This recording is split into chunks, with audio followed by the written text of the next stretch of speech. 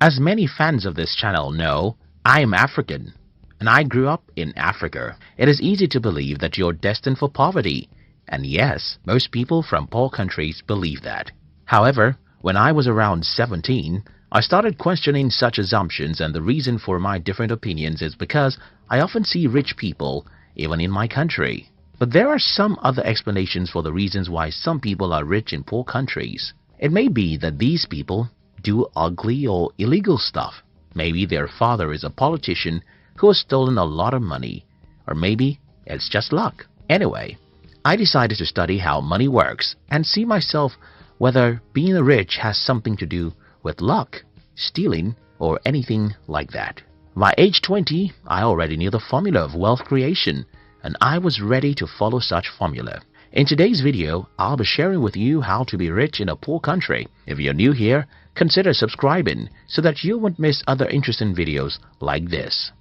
Riches has no home. In his book, The Science of Getting Rich, Wallace D. Wattles provoked us to think about something very important. He asked us to stop thinking about poverty as though it caused by certain geographical location, but because if poverty has something to do with a particular geographical location, then certain people in certain geographical locations will be poor, while everybody else will be rich. But that's not so.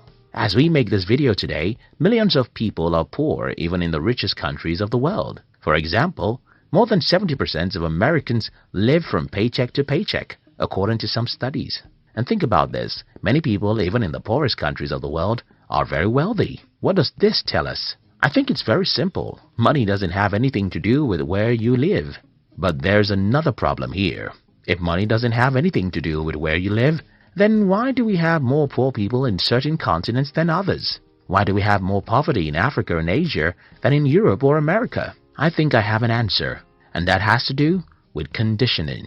Like begets like. The story was told about a farmer who brought an eagle's egg from his farm. When the farmer got home, he added the 3 eagle eggs with his chicken's eggs, and his chicken hatched the eggs with hers. Many months after the little eagles have been hatched, they are there right with the chicks, eating everything the chicks were eaten, walking around the way the chicks walk around and having the same aspirations like those of the chicks. These 3 eagles grew up and lived their entire life just like chickens. They never flew or dared to live like an eagle. I'm sure that you will believe this story easily because it happened in the kingdom of the birds. Well, like those eagles, like always begets like, even amongst human beings. So, what happens in poor countries is that when you're 7 years old, you'll notice that everyone around you is poor. And not just that these people are poor, they always blame someone else for their poverty. At age 7, you may not understand these people, but by the time you're 17, you're already successfully initiated into their evil world. What then happens is that as a young adult, whether you listen to your father, your mother, your uncles or teachers, everyone is blaming someone else for their state of being poor. It doesn't matter how strong you are, the natural thing to do is to become like these people. By the time an average human is 21 in a poor country, he has started thinking that the reason why he is poor is that the government or devil makes him poor. From this point, you can see how easy it is for these people to be poor and also make their children poor. It's pretty simple. Whenever you blame someone else for your life, what you're doing is folding your arms and saying, "It's not my fault. Let the man who causes man's poverty to come and make me rich.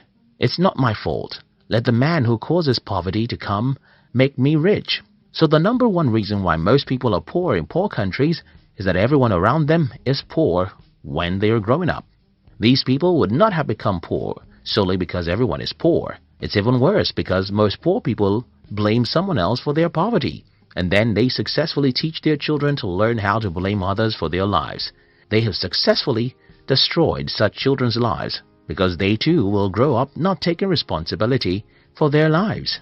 The other problem about growing up in a community where everyone is poor is because you will never have any worthwhile mentor.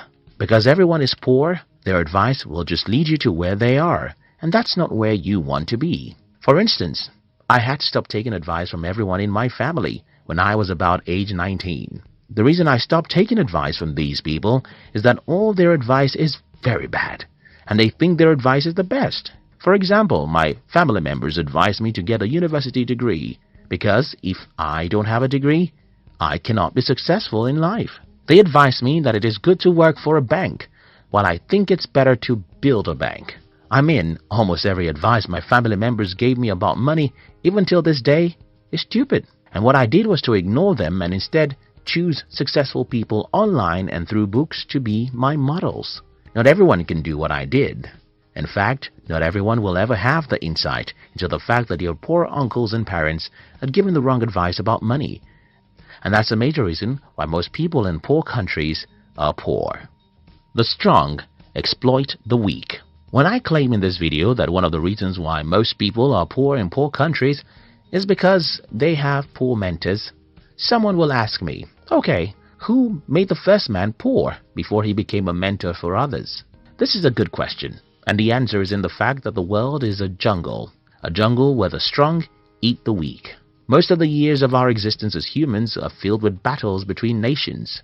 We should also remember colonization and exploitation from one country to another.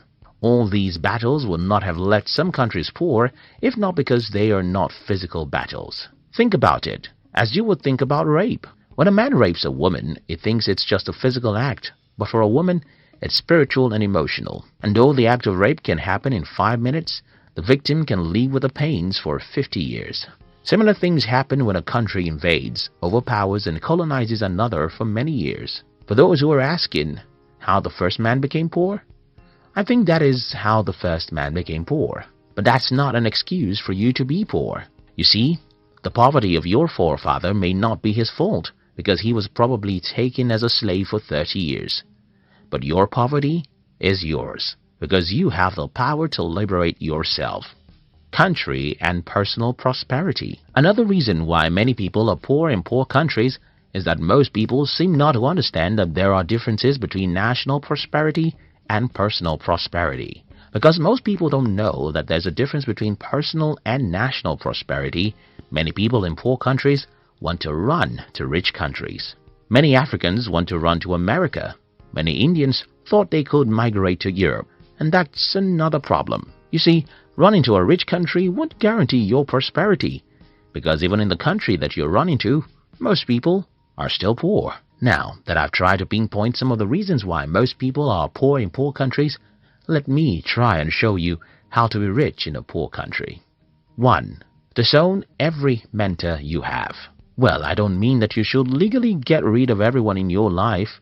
I simply mean that you should stop taking their advice or spending much time with them, except they are positive-minded. Growing up in Africa, the culture of my tribe requires that I listen to and follow the advice of everyone who is older than me. But at about the age of 19, I started revolting against the advice of my family members, especially their advice about money. When I was 21, it had become very obvious that I was a black sheep of the family.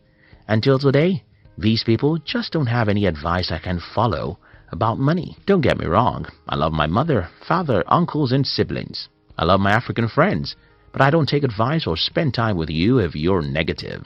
This is the first thing I think you should do if you're from a poor country. Do away with negative people. Stop taking money advice from poor people.